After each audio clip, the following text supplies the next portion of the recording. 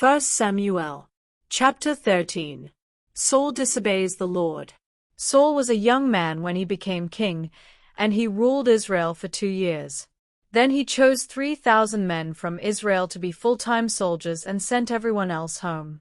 2,000 of these troops stayed with him in the hills around Michmash and Bethel. The other 1,000 were stationed with Jonathan at Gibeah in the territory of Benjamin. Jonathan led an attack on the Philistine army camp at Geba. The Philistine camp was destroyed, but the other Philistines heard what had happened.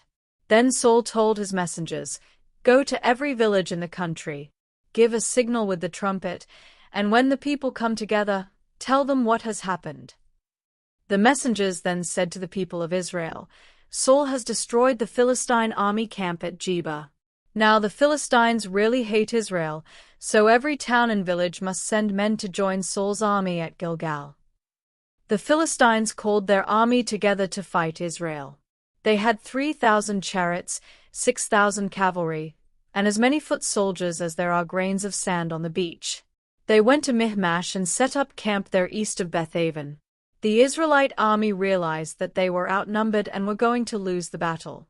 Some of the Israelite men hid in caves or in clumps of bushes, and some ran to places where they could hide among large rocks. Others hid in tombs or in deep dry pits. 7 still others went to Gad and Gilead on the other side of the Jordan River. Saul stayed at Gilgal. His soldiers were shaking with fear, and they were starting to run off and leave him. Saul waited there 7 days, just as Samuel had ordered him to do, but Samuel did not come. Finally, Saul commanded, "Bring me some animals, so we can offer sacrifices to please the Lord and ask for his help."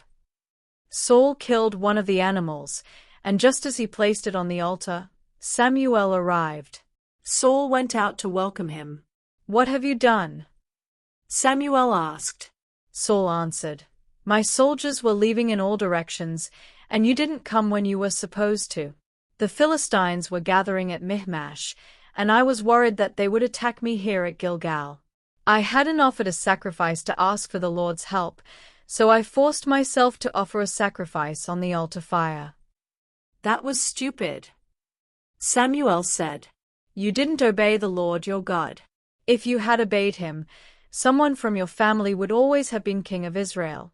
But no, you disobeyed, and so the Lord won't choose anyone else from your family to be king. In fact, he has already chosen the one he wants to be the next leader of his people." Then Samuel left Gilgal. Part of Saul's army had not deserted him, and he led them to Gibeah in Benjamin to join his other troops.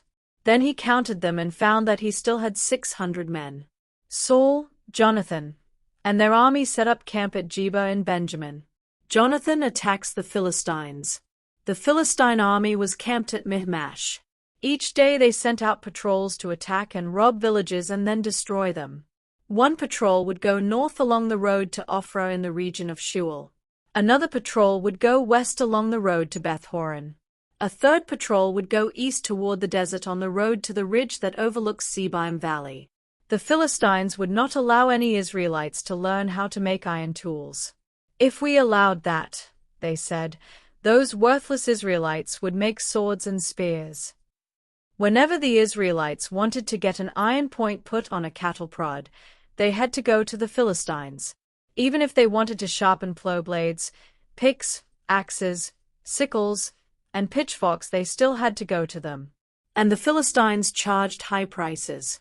So, whenever the Israelite soldiers had to go into battle, none of them had a sword or a spear except Saul and his son Jonathan. The Philistines moved their camp to the pass at Michmash.